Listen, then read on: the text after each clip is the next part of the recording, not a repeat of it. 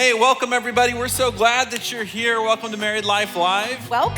I love this. Hey, keep on coming in. We see people coming in. Definitely come in. The more the merrier. If this is the first time you've ever been to a Married Life Live and you're like, what have we wandered into?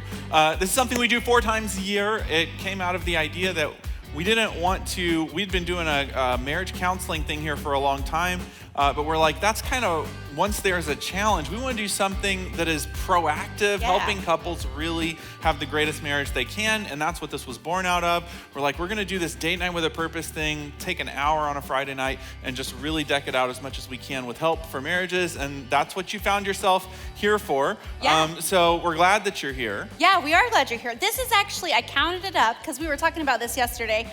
We couldn't remember exactly how many of these we'd done. This is our 14th Married Life Live, so it's been a while now. So who all has been here for every single one? Is there anybody here? Okay, there's one there. I saw anybody else? And a hand there. Any on this side? Oh, and back there? Oh, yes, on the back row. Okay. Yep. And Yay, we're not, you guys, you rock. we're not trying to brag or anything, but also us. We've been here. We've been here for every single one. So just saying. But we're so glad that you're here, and we do want to take a minute and we always try to do a little giveaway at the front end of these. Yeah. So this is a great time for us to do that. I mean, I like giveaways. Do you guys like giveaways? All right, okay. Well, tonight to do this giveaway, we have a little technology helping us out. Mr. Jesse is going to be down there on the floor, and what he has is a coupon that you can redeem at the New Spring store for a $100 gift card to the store. So there's and they got all kinds of cool stuff back there. They got the all kinds of cool new stuff Flying by Instruments t-shirts, and they've got the Carhartt vest I'm waiting for you to get for me. And that was not subtle. Right, I'm just saying, like, there's plenty of cool stuff back there. So yeah, you want this, it's a cool prize to win. It is. Okay, so this cool game thing right here, Sarah's gonna start it spinning in a second, and Mr. Jesse's gonna help us out. We're gonna watch where he goes, and wherever that thing tells us, that's the person that wins the coupon. Wins the $100 gift card. Yeah, we're going to spin the wheel. As it lands, we're going to narrow down where we're at in the room. So first we want to know if we're going to the left side or the right side of the room. Left side of the room. Am I looking for a husband or a wife? Husband or wife? Husband or wife? I'm looking for... It's a wife. Looking for a wife. A wife, and here we go. How many rows? Don't make me count a ton. 4 rows from the back. From the back. Okay, way back there. 2, 3, 4. Which side? Left or right? First from the left. From the left. Okay, 1, 2, 3, 4. Need the first wife on the left side? Yeah, right. No, I'm pointing to you. That's you. Go ahead and stand up. It's Merritt, everybody. Yeah, that's amazing. Would you pass that down to her? That's amazing. That's not a rigged people picker, if you wanted to know, but she's pretty happy. That's our drummer. That's amazing. So, if you guys don't know, Marin is one of our percussionists. I promise it was random, but yay, Marin. She does a great job, as does all the rest of our team. We're so thankful that y'all are here. A couple of things that we want to talk to you about, and I'm going to get these out of order because That's okay. So I'll talk about the pictures and you can talk about the marriage retreat. Okay, super great. fast. You do it. So if you came in by the coffee shop, or if you've already been to the coffee shop tonight, you know that there's a picture booth over there, lots of little cool balloons and props and all that fun stuff. You can get your picture made with your sweetheart for free tonight if you want. They'll upload them later on the computer and, well, not on the computer. Anyways, I'm not technologically savvy. They'll put them online. On the line. On the line. They'll put them online. And you can get them there and download them and have fun with them, okay? So make sure you would do that after the service if you haven't done that already. Yeah, so marriage retreat. How many of you are already planning to come to the marriage retreat already? But look at that. Yay!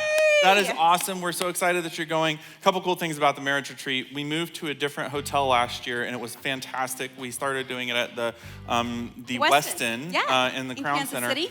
But because we totally just booked out last year, we ended up with a room that was crazy full. So those of you who were here last year, you know that we at the marriage retreat last year, we were really tight in our meeting space. So this year we're in a giant room. We're gonna have a blast. It's gonna be a lot of fun. We got a lot of great stuff planned this year. Not limited to, one of the cool things is, we have a guest speaker. Josh and Heather Tice are gonna be here. Josh was my prayer group leader in college some odd years ago, and great pastor of a church in Las Vegas. He and his wife are gonna be with us. Yep. It's gonna be a blast. Here's the deal. we have 10 slots left, I think, out of 110, right? Yeah, I think we have about 10 spots left. Yep. 10 slots left. And we are out of the super early bird discount rate thing. But I told Wendy, I said, I really want to book this whole thing out. I want to take a group where we have no slots left. So here's what we're going to do.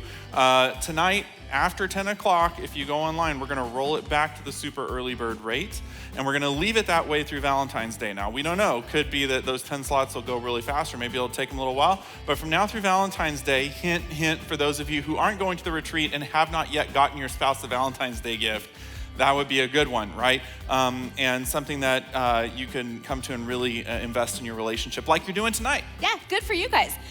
So hey, we're getting ready to watch a video. This from Les and Leslie Parrott. For those of you who don't know, tonight is all about passion. We're talking about sex tonight in church. He said it in church, sex. It's all right for us to talk about sex in church. But some of you in this room are like, yeah, maybe the passion isn't quite as high in our relationship as we would like it to be. We'd like to kick it up a notch. We'd like a little more passion in our relationship. So we thought we would bring you a little video clip from our friends, Les and Leslie Parrott, good long-term friends of ours. Yep. Les is gonna talk to you, especially those of you in the room, guys, he's gonna talk to you about how to have more passion in your relationship without even saying a word. You don't even have to say a word, how to add more passion. Check this out.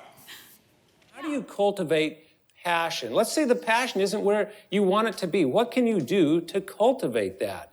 In fact, I want to give you something that I think can really change your love life as your love matures, and particularly for men.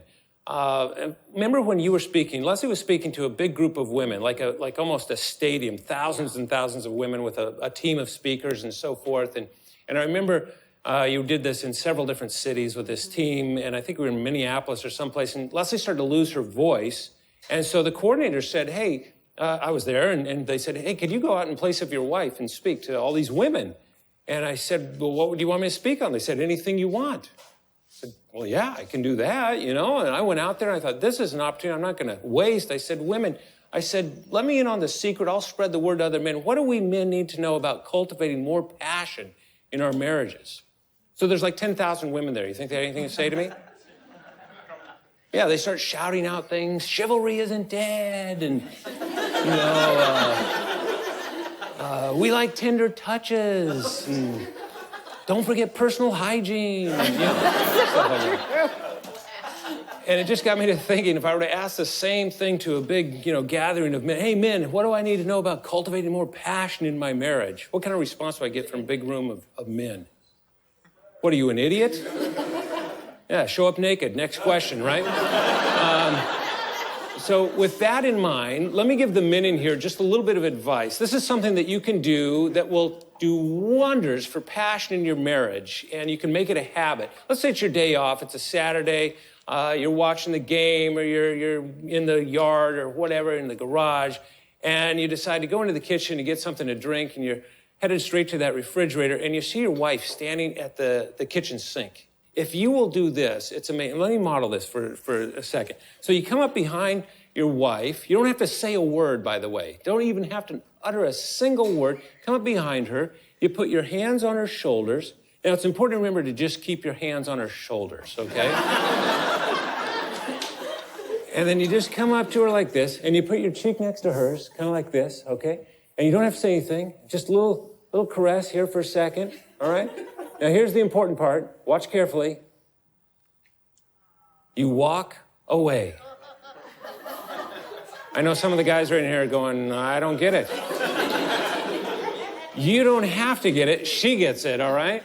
It's those tender touches. That's what a woman needs to have more passion. Well, because it conveys that we're being cherished, which is a deep need we have that opens up our heart to passion. Right?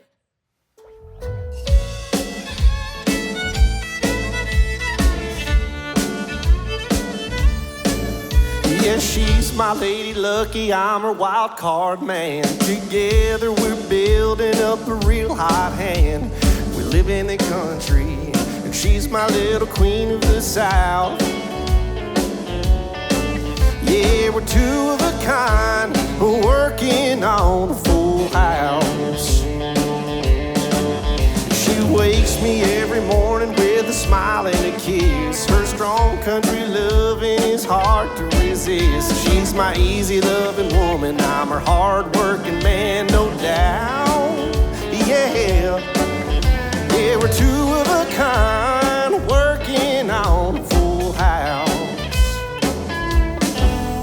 Yeah, pickup truck is her limousine, and her favorite dress is her favorite blue dreams. She loves me tender when the going gets tough. Sometimes we fight just so we can make up. Yeah, I need that little woman like the crops need the rain. She's my honeycomb and I'm her sugar cane. We really fit together if you know what I'm talking about. Yeah, we're two of a kind, working on a full house. Yeah.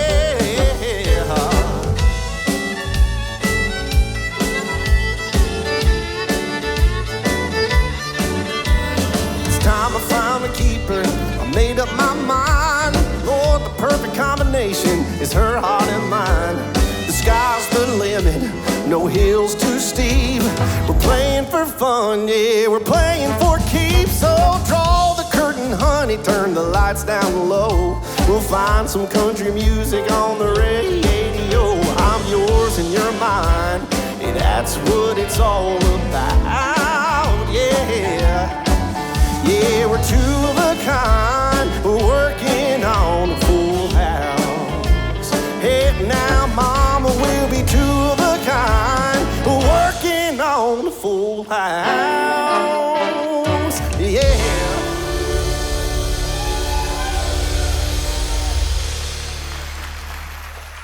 One more time, give it up for the New Spring team. That was fantastic.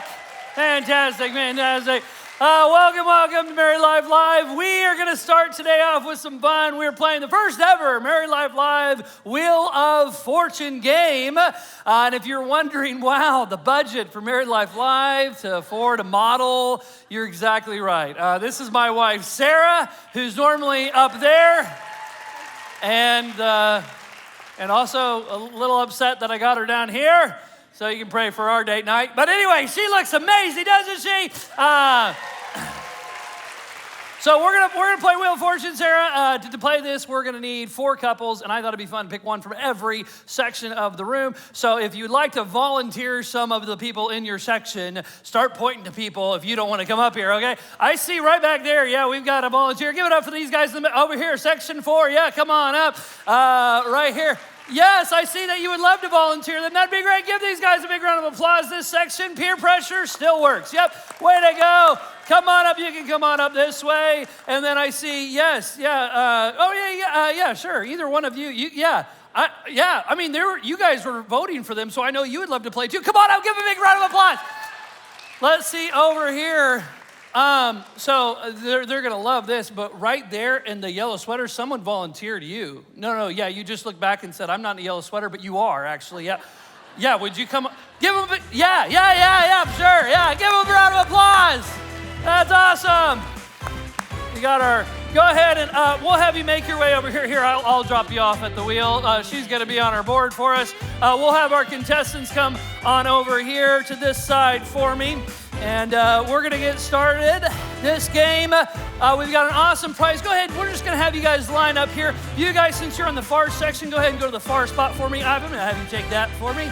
And then you guys were this section right here, right? Okay, so you'll be just right here, just kind of in a straight line so everybody can see you, you can see the puzzle. What section did we come from? Right there, perfect. To come and have you stand between these 2 couples over there for me, and then come on up. Aren't you so glad that someone volunteered you? That's wonderful. I can't tell you who, but they're on guest services. Okay, all right, so we're gonna have a great time playing. It's gonna be fantastic. I will tell you, I don't know where you've been yet today on your date night, but what's really exciting about this is the top prize gets another date. There's gift cards for a whole nother date in there, dinner and dessert. It's gonna be fantastic. And then we've got consolation prizes. So regardless of if you wanna be up here or not, maybe, you're comfortable up here. Maybe you're like my wife and you're like, why did you put me up here? But either way, you'll walk away happy, okay?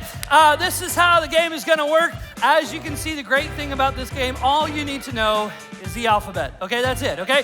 So we've got our letters down here. We've got our contestants. Go ahead and give me your last name. What's your guys' last name? Rodriguez. So for team 1, for this section, we have the Rodriguez couple. Give it up for the Rodriguezes. Fantastic. And how long have you guys been married? 22 years. Let's give it up for these guys. That's fantastic. All right, and then here we have playing for section 2. Make some noise for your teammates up here. Who do we have? Beemans. The Beemans. We got the Beemans. Beemans, how long have you guys been married? 8 years in April. 8 years in April, and he said it at the same time as she did, so he gets just as much credit. That's fantastic. Okay, right here, we got the Rodriguezes, we got the Beemans. Okay, we're going that way. Yeah, that's fine. That's perfect. Okay, and what's your name? The Koopmans. The Koopmans. How do you spell that? Koopmans. The Koopmans. That's perfect. We got the Koopmans for section 3 over here. Give it up for those guys. Yeah. You guys are going to do great. Now, how long have you guys been married? 25 years. Are you avid Wheel of Fortune watchers? Yeah, I've seen it before. Yeah, you've seen it before. It's a wheel in the alphabet. There's not much to see. You know, have you seen one? You've seen it. Okay. All right. And who do we have here? The Sewards. The Sewards. That's right. Right here. SEWARD. Now, you guys, how long have you been married? 6 years on Cinco de Mayo. 6 years on Cinco de Mayo. That's fantastic. Now, here's what I love about these guys is he was the one in the back raising his hands to volunteer. But you'll notice as soon as it came time to smoke in the microphone, he volunteered her. And that was the best interaction I've seen. It was so great because she's like, I didn't put myself up here. You did. And it was wonderful. Okay. Sarah, you're looking amazing. Now, here's a nice thing. You don't have to actually spin the wheel. You just have to say in your mic, spin that wheel if you like. We're going to start off with the Rodriguezes. Right, that won't mess you up, Jonathan. I go from that way and go that way. Okay, perfect. We're going to start with the Rodriguezes. There's your puzzle. The clue I can give you is phrase. Now, I'll do this. If our audience can keep from shouting out the answer, but feel free to suggest letters, okay? Now, let's go ahead. We'll start. Rodriguezes, we'll spin the wheel, right? Let's spin that wheel. Get that wheel spinning here. Hopefully we don't land on lose a turn, but let's get some points for you. Oh, and okay. This game is working out great so far, okay? Now, the reason why that happened is I forgot to say, there's going to be someone in the audience, I know it, who is an avid Wheel of Fortune watcher, and you are going to tell me I'm not playing it correctly, and that's wrong. This is New Spring version, okay? All right. So what we are going to do, you get 1,000 points bonus for guessing the puzzle. Okay, it doesn't change it doesn't go up every time. Just 1,000-point bonus. And the other thing we are saying is that you do have to buy a vowel. It's only 200. Okay, 200 points. All right. It's points. I know the wheel says dollars, but does it look like I got dollars? No. Okay. All right. I rented this suit from Goodwill. Okay. Let's spin the wheel for these, for our Beemans here. Let's get some points for them. Hopefully not lose a turn. Sorry, Rodriguezes, but you look great up here. 250 points. What letter would you like to guess, Beemans? C. He's going to go with C. Do we have a C, Sarah? Oh, yes, we do. Sarah's got a C. Thank you, Sarah. You're looking great, honey. That's fantastic. Yeah. Now, yeah, she's also 3 feet away from the wall. You can't tell from out there. But she's got the reach, okay? All right, Beemans, would you like to buy a vowel or spin the wheel? What would you like to do? You can also try to solve. Okay. We'll spin the wheel, spin that wheel. Let's give it a good spin. Oh, that was a good spin, Beemans. Fantastic job. It's a digital wheel, so that was a joke. Okay, 800. Let's get a letter for him. D. D. Is there any D's, Sarah? Oh, we got one D. Way to go, Beemans. That's great. One D at 800. All right, you're going to spin the wheel, buy a vowel. What would you like to do? Buy a vowel. They're going to buy a vowel for 200. That's fine. They got 1,050. They got it spare. What would you like to buy? I heard someone say E's. You're going to go with E. Do we have any E's? Whoa! That was a worthwhile investment for 200 points. Wait for it, Sarah. That one sticks a little bit. It helps if you get the one below it. That's why. Yep, there you go. That's perfect. Fantastic job. You look great, babe. All right. Now you can try to solve. You can buy a vowel. What would you like to do here? Or spin. Spin. They're gonna spin that wheel. Spin it. Spin that wheel. Let's see what we got here. And 550. Okay, H. They're gonna go for H. Is it there? We got 2 H's. 2 H's at 550. That's great. Thank you, Sarah, for getting those. That's the only way we can do it. Is have. All right. Would you like to solve? Spin the wheel. What are they gonna do? We'll solve it. They're gonna solve, and Here comes the bride. here comes the bride. Fantastic job. Fantastic job. Way to go. Way to go. That is awesome, Beemans. Now, we've got plenty of time, so we're going to put one more puzzle up there, but we're going to put another puzzle up there. Beemans, since you still have control of the board, we'll let you guys spin. You can guess a letter, and then we'll keep going. But there are other people up here if you want to let them play, so. But it's up to you. No. It's fine. All right, now, Beemans, rhyme me your names again. Lauren and Clint, you guys said 8 years. 8 years married. That is fantastic. What we're doing here is known as stalling, so we can type the puzzle in. Okay, that was banter. Well. Yeah. That's why they go to commercials. You see, because there's somebody up there just typing away. Okay. All right. We've got our puzzle. Way to go. Hi, Sarah. You're still looking great. Beemans. Puzzle's a little bit longer. You got 6,950 points. Let's spin the wheel, try to get you some more points. Hopefully we don't land on bankrupt, unless you'd like to solve. No, okay, all right. You guys are really good at this. Okay, 600, give me a letter. S. S, that is a letter in our alphabet. Yeah, 2 S's, 600, way to go. There you go. All right, what would you like to do? Spin, you got plenty to buy a vowel. What do you want to do, Beemans? We'll buy a vowel. They're gonna buy a vowel, okay. What vowel would you like? Let's do A. A is a vowel, that's awesome. Let's see if it's up there. A, 3 A's, not bad at all. Need to spin or solve. What do we want to do here? I will spin. They're gonna spin, let's spin. That's what I would have done, yeah. All right, let's spin. Here we go, and it's coming around now. 450. Okay, give me a letter, Beemans. T. K. What? We're gonna go with K. Okay, we're gonna go with K. That was the best. Okay. No, they said K. Is that yes? Yes. Okay, yeah. They said 2 letters, and I was afraid you hit the other one, and so we're good. Okay. There was a K. Congratulations.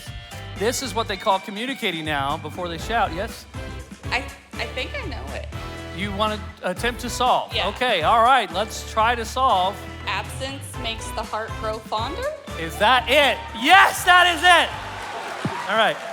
Well, I'm just going to take my microphone and go home since you played the game by yourself. No, really, she should win the prize for that. One more time, give them a big round of applause. That is fantastic. Beemans, here is your date night, which you guys well deserve, because if you can tell, that clock says I should play this game for 4 more minutes, and I'm not going to be able to do that. But that's all right. Give it up for the Beemans, the world's best Wheel of Fortune players. Rodriguez, you guys did an amazing job spinning the wheel. My favorite part was when you lost a turn. Here you go. That was amazing. And you guys who didn't want to play didn't have to play. That's so great. And so we're so proud of each of you. One more time, give these guys a big round of applause. Thank you. And honestly, this is just for me because she's so awesome. But give it up for Sarah. Yeah. She's pretty great. Yeah, somebody whistle, but that's my job, all right, yeah. Okay, well, hey, we're going to have a great time today. We're so glad you guys have joined us. If it is your first time at A Married Life Live, we're so glad that you're taking a time out of your week to invest in your marriage. Honestly, I get to work with students and kids all throughout my job. That's what I do. But I got to tell you, the reason why I love helping with Married Life Live is because seeing you guys invest in your marriage is so important. Jonathan and Wendy have an amazing talk. I know you guys won't want to miss it, and they'll be giving that. And by the way, I don't know if you knew this, but they talked about the marriage retreat. Marriage retreat is a fantastic resource. What's cool is we get to help with the marriage retreat, but really, Sarah and I look forward to it every year just as a couple getting to go to the marriage retreat. It's such a blessing to us. The other thing I would tell you is as you came in, you might have seen the slides that also were made by Sarah, and it recommended some great resources. So if you've been to the New Spring on the weekend, not an awesome store, but there's a lot of great resources in there. About our subject today, we're talking about passion. Jonathan and Wendy will be out to do that, and it's a great way to just get some resources so you can talk about it. It's such an important topic. So they'll be out in just a few minutes, and we hope you guys have enjoyed being here at Married Love Life. Thanks so much.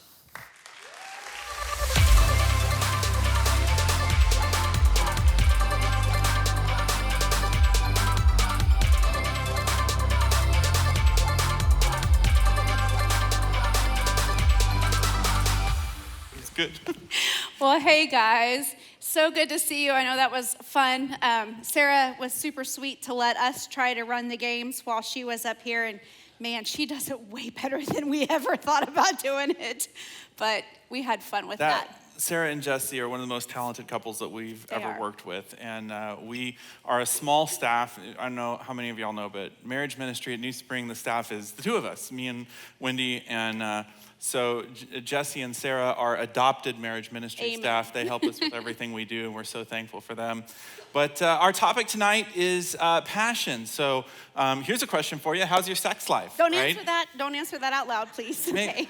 Maybe not out loud for everybody else to hear, but it's probably a good thing for you to take a minute and just kind of think about, like, how do you feel about your sex life? Is it where you want it to be? How does your spouse feel about your sex life? One of the things we know from research is that when we ask people, how does your spouse feel about your sex life, they're frequently wrong, right?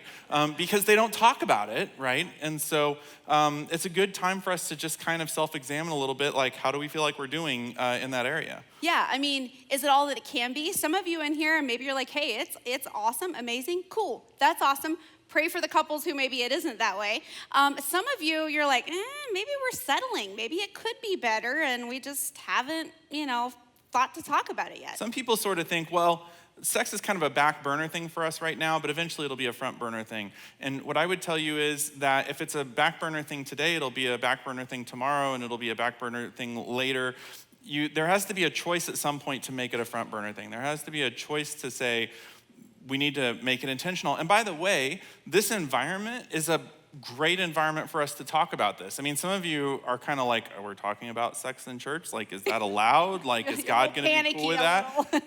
And we would just remind you that sex was God's idea. Yep. Right? This is his invention. And if you think about it, sex was part of marriage before sin ever entered the picture, right? Before the brokenness of sin messed everything up, sex was part of the picture. So it is really something that I think God takes seriously, cares about, and wants it to be great. So if there was ever a place for us to talk about sex being everything that it should be, the Church of Jesus Christ in America, like, this is where we should be talking about it. And honestly, I think one of the reasons why our culture has gotten so lost in terms of things related to sex is that for a long time, it was like, well, we shouldn't talk about sex in church. Well, we believe, and the staff at New Spring believes, this is something we ought to be able to talk about here. So that's why we're saying it's important for us to take the time and focus on it. Yeah, and research would prove that most couples aren't completely happy with their sex life. One of the reasons for their lack of satisfaction is that they're not communicating about it. I mean, here's a question for you, and again, don't answer this out loud. But are you and your spouse communicating? Are you talking about sex? Are you? I guess one question is, are you comfortable talking about sex? Because one of the things we know is couples say yes. Right. Oh yeah, absolutely. That's not a problem for us. We can do that. Like, that's the way they answer that question. Oh yeah, we can totally talk about that. That's not a problem, right? Yeah, but if we asked a couple, or there's been some social surveys done where they ask couples, okay, when was the last time you and your spouse talked about sex, had a quality discussion about sex, and it wasn't in a fight? Yeah, not a fight, yeah. Okay, that was not near as often, okay? Yeah, so it's one of our friends, Shanti Feldhahn, did a lot of research on this over the last few years. And she said we researched this with couples. We said, are you okay talking about sex? Oh yeah, absolutely. We have a great communication about sex. And then they would ask that follow-up question. All right, when was the last time you had a great conversation about blah, blah, blah, blah, blah? And the answer is, well, it's been a long time, and we don't have those kinds of conversations. And so Shanti said, I'm throwing a flag on the play, because you say that you're communicating about sex, but when it comes down to, are you having these conversations, the answer is no. So a lot of us think we're really comfortable talking about it, and it's like, what we're saying is, I'm not afraid to talk about it. We're saying it's not taboo. Well, good, and that's forward movement for some of us from where we came from, but that's not the same as saying we have really good ongoing communication about this, which is important, because this is the closest you're ever gonna be in your relationship, is your sexual relationship. So if the lines of communication are broken there, it's really gonna create some dysfunction. Yeah, well, just so you guys know, we had some trouble with this early on in our relationship. I mean, we had a lot of trouble early on in our relationship with lots of things. Lots of conflict. Yeah, we had a lot of conflict. Lots of conflict. And if you've been to one of our marriage retreats, or if you've read one of Jonathan's books or something like that, you know that. We're not standing up here saying we're perfect and we have it all figured out. We definitely did not have it all figured out, and we still don't have it all figured out. But with God's help and work over the years, it's gotten so much better. Well, and when we talk about conflict was so bad in our relationship, the first conflict I can remember was about sex. Because we didn't fight the whole time we were dating. And the whole time wasn't very long, Yeah, by it the was way. very short. Our first date was like July 4th, and we got married November 25th, I think, so. Would not necessarily recommend that, although keep Very- in mind, I had known him since he was a kid, and we were now in our 20s. It was so- very fast, but Anyways, I digress. we didn't fight at all when we were dating. We didn't fight at all when we were engaged. Our first fight happened, guess when it happened? Any guesses? Honeymoon. And the honeymoon was one long fight, as I recall. And A week so of one long the fight. first conflict I remember was about sex, because we had slightly different ideas of what the ideal Slightly? honeymoon would be. Like, Wendy thought, so in her mind, so we got married on a Monday, traveled to Kansas City on a Tuesday. Kansas City in November, that's a honeymoon venue for you. Anyway, get there on Tuesday. Wednesday, right? I think in Wendy's mind, Wednesday's like, all right, you get up, you have breakfast, and then you hang out, you go do something fun at the hotel, you go do something fun in Kansas City, you have lunch someplace nice, and kind of hang out in the afternoon, enjoy being around each other, walk around the plaza, go have dinner someplace nice, go back to the hotel, have sex, go to sleep. My plan for the honeymoon was you wake up, you have sex. You have breakfast, you have sex. Then you have sex before lunch. Then you have sex after lunch and before dinner. I was 21, y'all. I was like, this is what a honeymoon is supposed to be. And Wendy didn't exactly see it that way. Nope, I didn't see it that way. I realized that you're feeling like she was being unreasonable, but cut her a break, y'all, okay?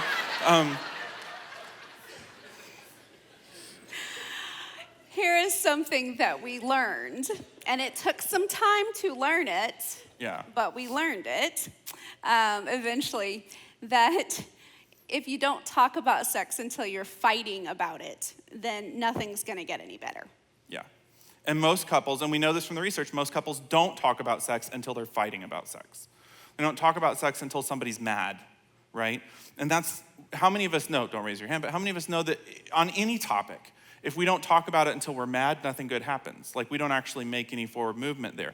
So what we want to do is, in this environment where we're talking about having good communication about your sex life, when you're not fighting and when it's an opportunity to grow, we thought we might just speak into that a little bit, some from what we've learned in our own lives, but just speaking into, because we really believe that God wants you to have a great sex life, right? God wants you to have a great sex life. And so we want to talk about, hey, how do you do that? And how do you work together to make that happen? Okay, in order to make that happen, as God followers, we need to realize, understand, and accept the fact that God has standards for our sex life. He has some guidelines, yeah. Yep, and we're not gonna get all preachy on you here.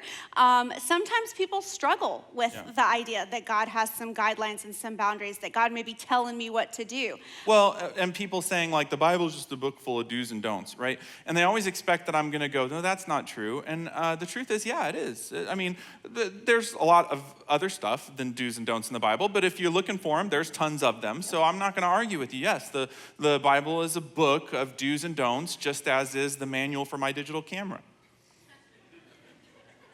Nikon has some very strong feelings about how my camera should be used and how it should not be used. For instance, on the 4th page of my manual, it says, do not submerge your camera in water. Now, I have never gotten mad at Nikon over that. I've never been like, how dare they tell me what I can and cannot do with my camera? This is my life. I can do whatever I want to. And you know what? I can take that camera and submerge it in water. Problem is, I'm gonna find out why Nikon told me not to submerge my camera in water. This is what our culture struggles with. Yes, God gives us do's and don'ts. Not because God is trying to control us, but rather because God designed us. And so God knows how we're designed to work. Just as God designed sex, so God knows how sex is designed to work. And so yes, we can step outside the lines of that, but when we do step outside the lines of that, we learn why God said this is how it's supposed to be in the first place. So we want to take really the rest of our time and just talk about some really important guidance that God gives us for our sex life. Yeah, there's 3 guidelines that we're going to talk about, but before I get to that, I do want to just throw out a real quick disclaimer. If you have had sexual abuse in your life, if you've had trauma as a kid, if you're currently in an abusive situation, maybe there's a medical situation, maybe there's some pain involved.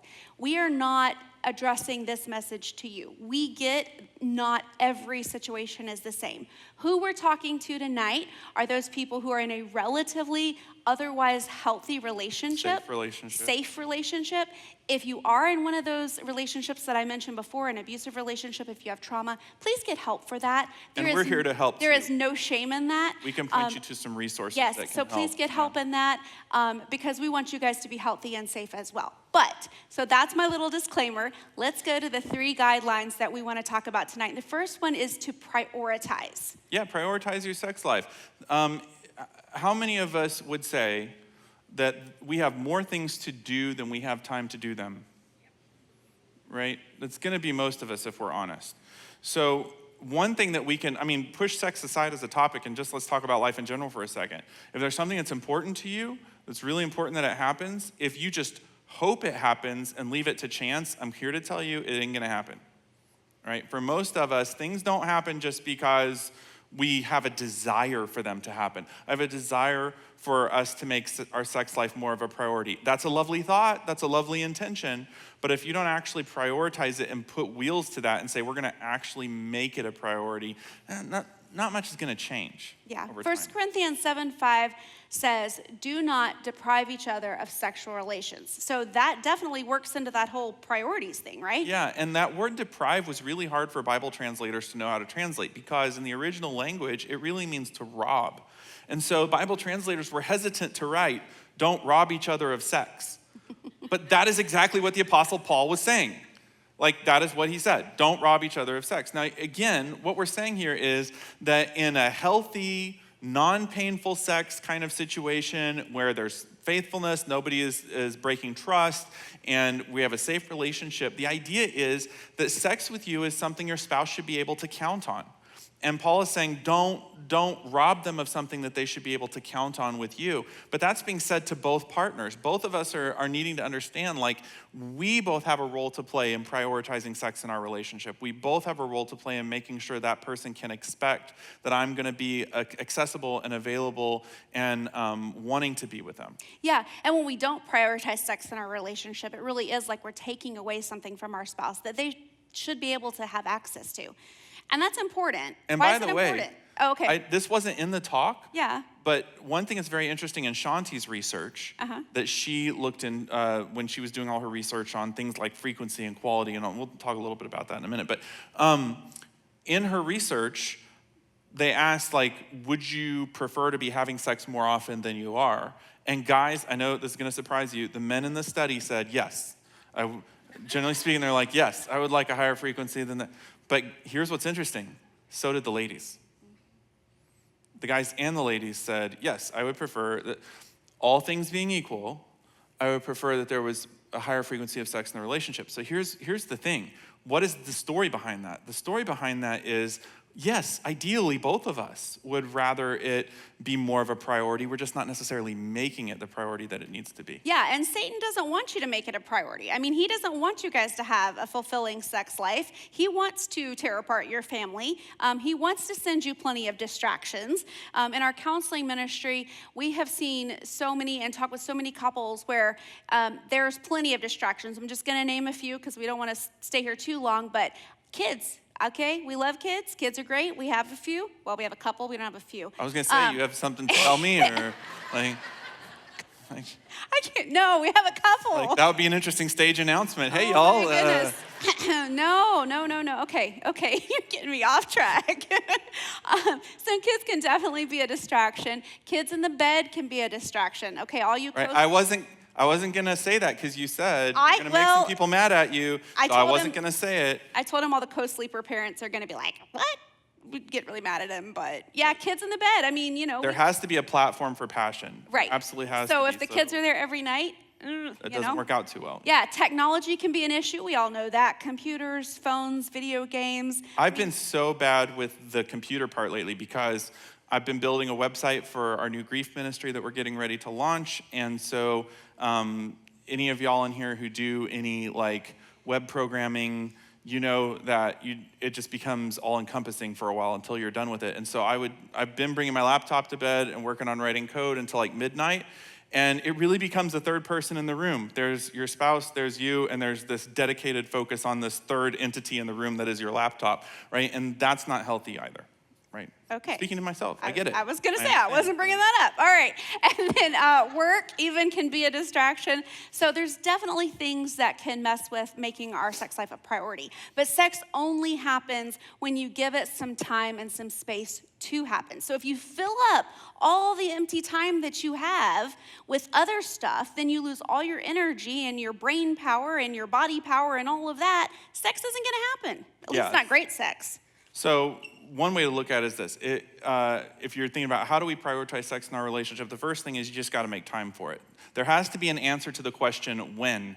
I remember back when I was counseling couples, sometimes we'd be working on this issue of sexual frequency, and the couple, both of them, we want to make it more of a priority. We want to have sex more often. And so I would talk to them about, okay, well, how often is right for the two of you together? We would negotiate this. Well, we want to do this. We want to try to get to 2 times a week. Great, wonderful. 2 times a week is your goal. When is that going to happen? And they would look at each other like, I don't know. And they'd break out the calendars. Well, you're doing this Thursday night, and I'm doing this on. Do you see what I'm saying?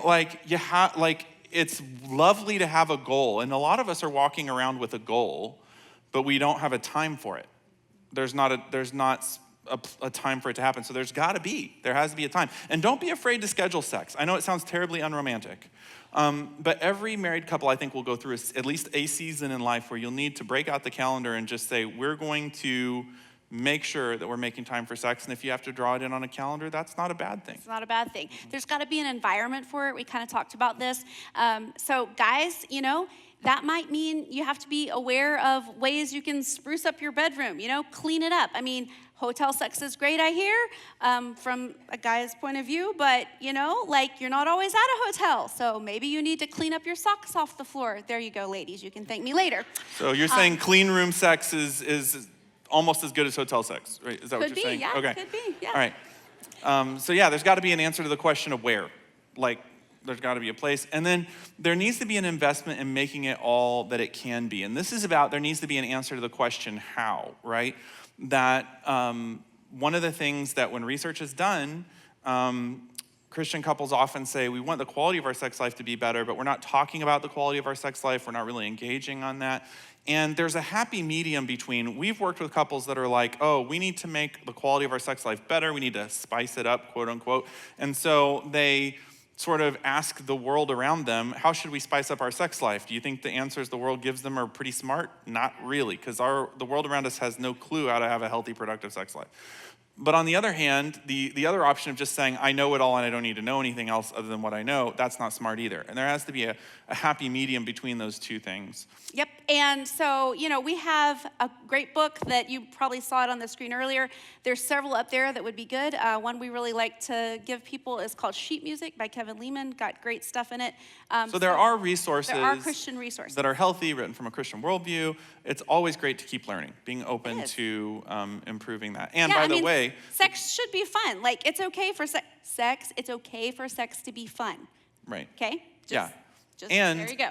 And not only are the books are helpful, but your spouse is also the best guide that you're going to ever be able, like so many of us, there is a lot of unasked questions. We're not asking questions from our spouse to learn about what it is that they like or what they want from us because we're just a little uncomfortable having that conversation. Once again, it is that throwing the flag on a play. We're good having this conversation. Well, have you ever had it? No, not really, right? So sometimes it's good to be able to have that conversation. All right, so the second important piece of guidance that the Bible gives us about sex is that we are to protect it. Mm-hmm. Yeah, so it is like one of the greatest resources that you have in your relationship. We know from research that when a sexual relationship is healthy, it's super bonding. It helps a couple really to feel super, super close to each other. And Satan doesn't like that. And he's gonna mess with it by sending things into your life that are gonna be temptations and things that could really mess it up.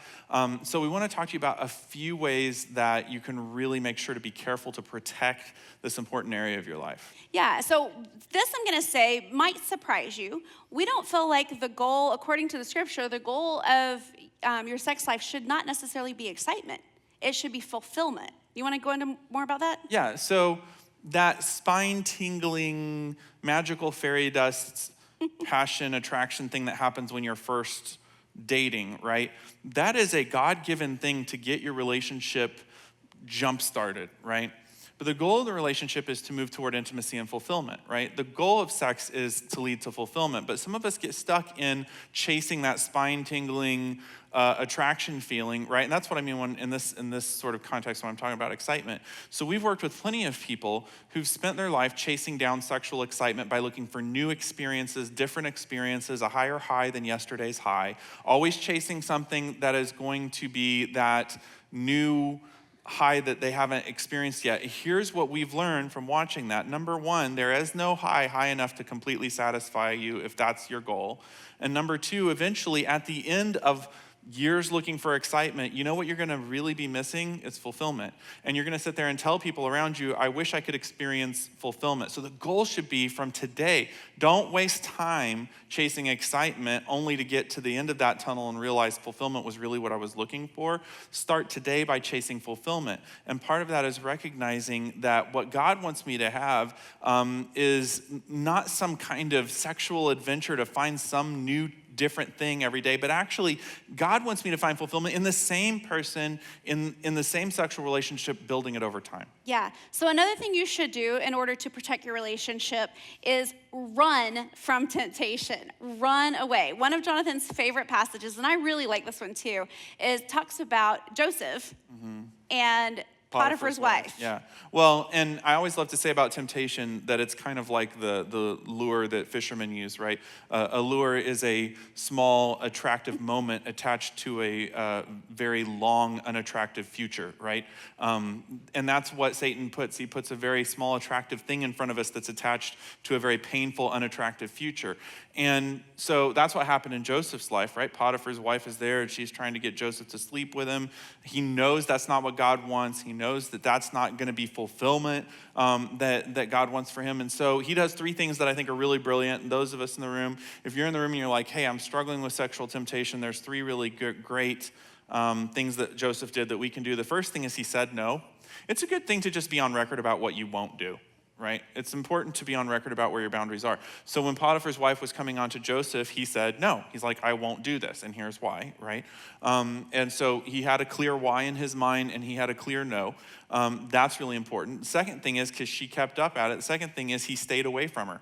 That's smart too. Stay away from it. Whatever it is, whatever the thing is that wants to grab at your ankle and pull you down, right? Don't go near it and think my character is going to override my circumstances, because I'm here to tell you, circumstances will override your character. You put yourself in the wrong situation and eventually you'll be making the wrong decision. So it's important to recognize that I need to be careful not to put myself in the wrong situation, right? And then the third thing he did, eventually she latched onto him and grabbed him, and he literally ran out of his clothes. He ran out of his coat, the Bible says. And so when you really feel yourself under heavy temptation, you got to do whatever it takes to run away from it. Like, do whatever it is to get out of there, right? And that's part of how you protect your sex life. Yeah. Right. And then the last thing we want to talk about on protecting your sex Actually, life.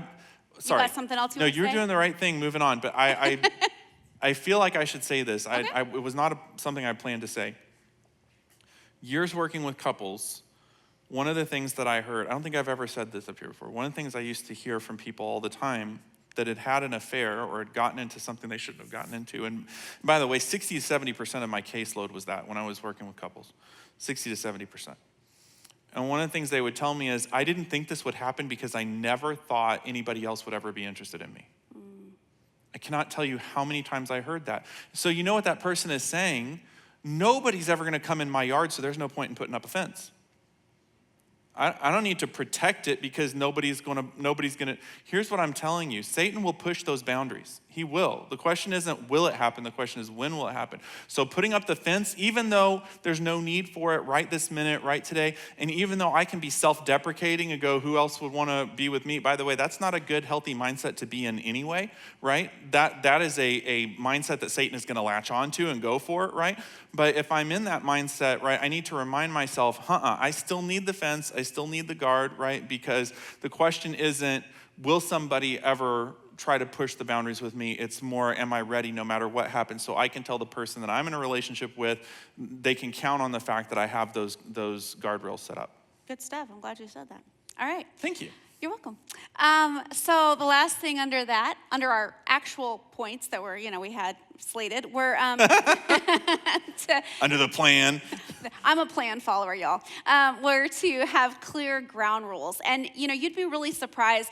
So many times when Jonathan has worked with couples or when I've worked with ladies and I've asked that, there's been some infidelity, somebody stepped out on somebody. It's like, hey, so what were your expectations? What were your ground rules for your relationship? Like what were your ground rules for you and somebody of the opposite sex, or for him and somebody of the opposite sex? And there's nothing. There's nothing. They don't have anything. They never. They have talk about unspoken it. rules. Yeah, I was saying they never. They have talk about unspoken rules, and so once somebody steps far enough across the line, suddenly we have a crisis. Mm-hmm. But there isn't the communication of how we're guarding our relationship. Those conversations aren't happening. So, like, if you were to ask us, we have some very clear rules. Some of you would feel like they're kind of archaic, but for instance, neither of us ride alone in cars with members of the opposite sex. I was recently at a residency in Virginia I'm working on a counseling degree now. And when I was there, it was raining, and we were going from one building to another building on the other side of campus, and this lady pulls up in her car and says, here, I'll give you a ride over to the other building. And I said, no, I'm sorry, my wife and I have a rule, we don't ride alone in cars alone members of the opposite sex. I'm sure she thought I was crazy, but that's part of having guidelines, is saying we have a rule. Whether or not it's the right rule for everybody, that's a whole other question, but we have a rule, we follow the rule, this is what we do, right? This is part of how we build trust in the relationship, and it's how we protect this part of our relationship, right? Once again, could Jonathan ride alone in a car with a member of the opposite sex and not do something terrible? Oh, yes. You bet, absolutely, no question. But the key is, right, that we're saying we want to set the rules up so that we have plenty of time to course correct before there's a big problem. As Andy Stanley says, they don't put the guardrails right up against the very edge of the mountain so that if you're driving in your car and you brush up against the guardrail, you're already going over the side. They put those guardrails well within the safety zone so that if you do brush against it, you have plenty of time to course correct before something terrible happens.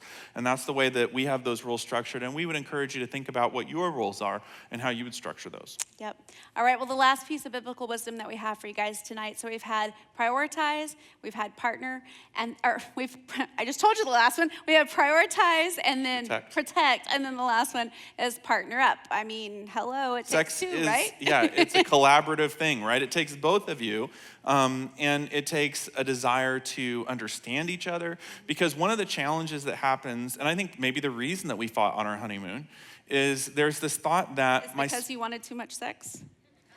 And Okay, just checking. there's the thought that my spouse should approach sex the way I approach sex. They should want me the way I want them. They should think about this the way that I think about this. They should initiate the way that I would initiate, right? And there's that thought that they should just step into what works for me, and that is not at all the scriptural concept, right?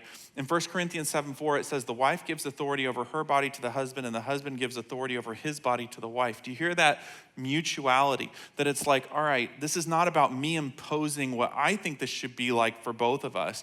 This is about me learning what they need from me and them learning what I need from them, and us collaborating together to make this something great. Yeah, absolutely. I remember when we asked you guys, when was the last time you had a quality conversation about sex that helped move things forward, right?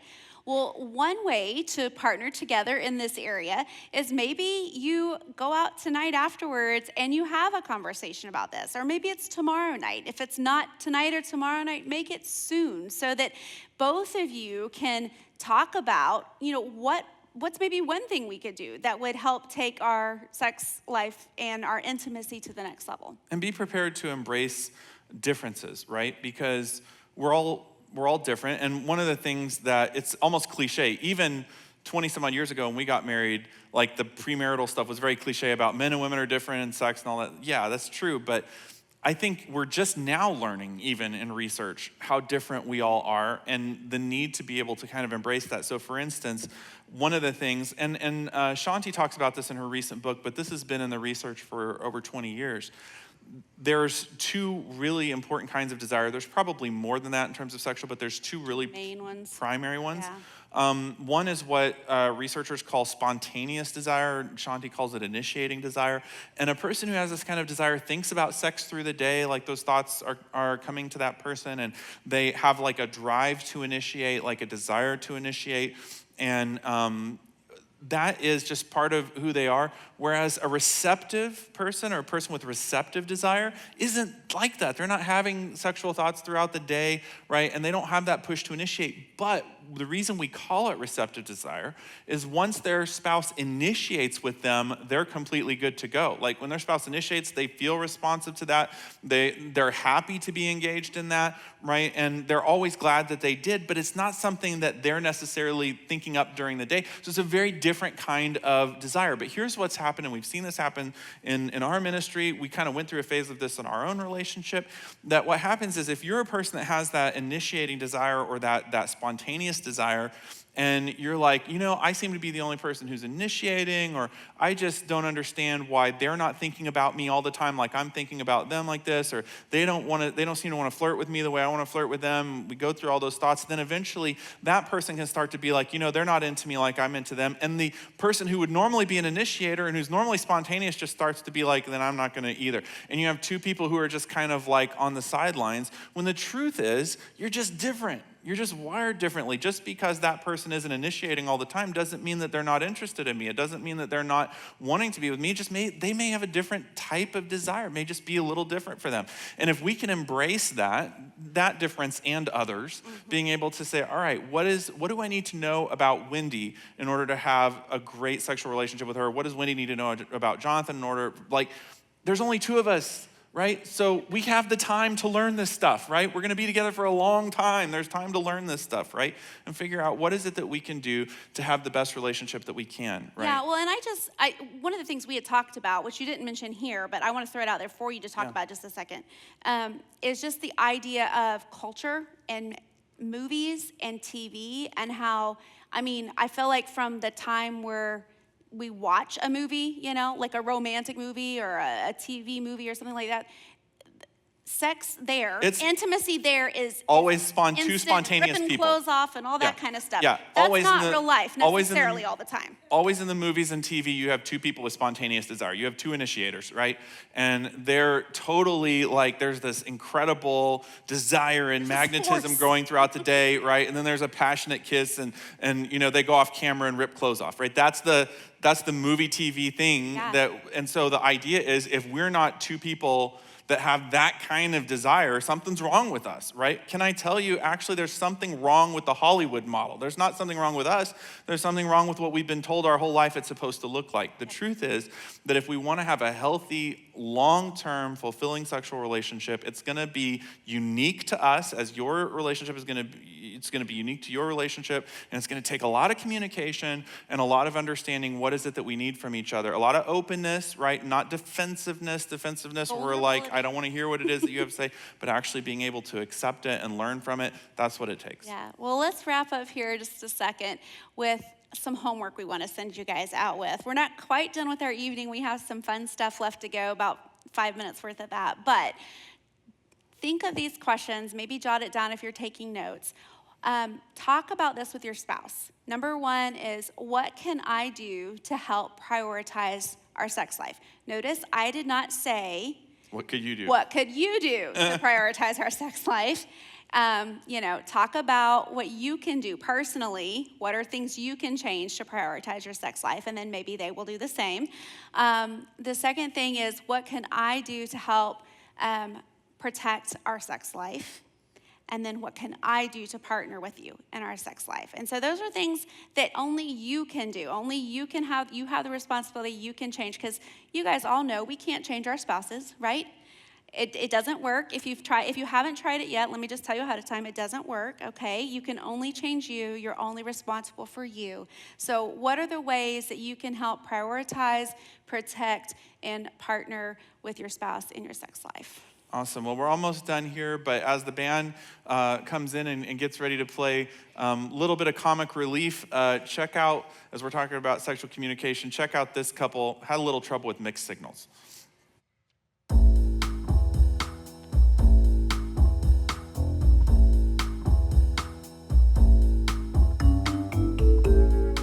Wow, dinner here looks really nice. Yeah, it really does. Although I was thinking, maybe we could save dessert for home, if you know what I mean. Oh, dessert? Yeah, I really want to try this chocolate cake, and it's gluten-free. Yeah, me too.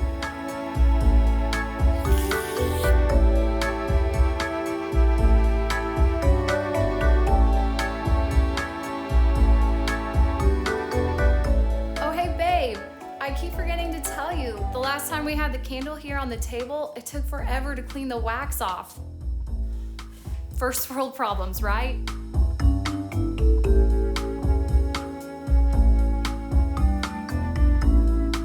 Hey, babe. Remember how you were talking about that super romantic Hallmark movie?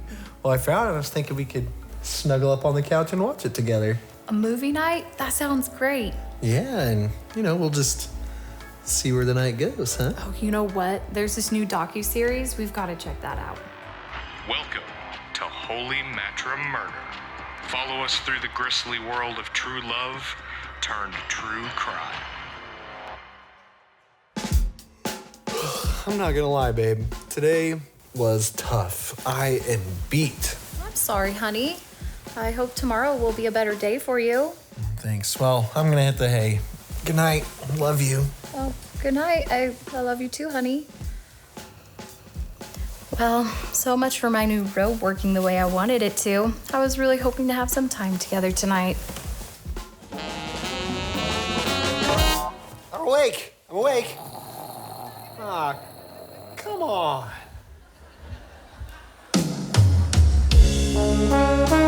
Hey, baby. I know that you've had some things on your mind that you've been wanting me to adhere to. I just want you to know that I've been thinking about it. Are you thinking what I'm thinking? Let's go. The party's through, it's just me and you. Everyone has left our home. Girl, we're finally alone. Wave goodbye to the guests. You know what's next. I understand what lights your fire. We've been married 10 whole years. I know what you want, my dear. I'll go get the vacuum and take it from here. I'll clean up for you like you want me to. Turn off all the lights, and I'll be your white knight. Lock the doors for you, sweep the floors for you, and I'll put down the kids so you don't have to. Baby, slip into what you want. Put your baggy sweatpants on, your favorite ones with the Nutella stain down the front. Go watch some Apple TV, Parks and Rec, or Downtown Abbey. I'll clean up for you like you want me to. Turn off all the lights, and I'll be your white knight. Lock the doors for you. I'll even check the bathroom too, baby. I'll put down the seat so you don't fall through.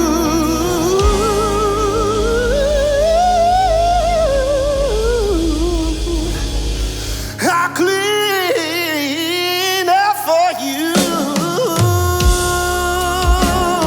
Yeah. Married Life Live. God bless you as you go tonight. Head home and do a little cleaning.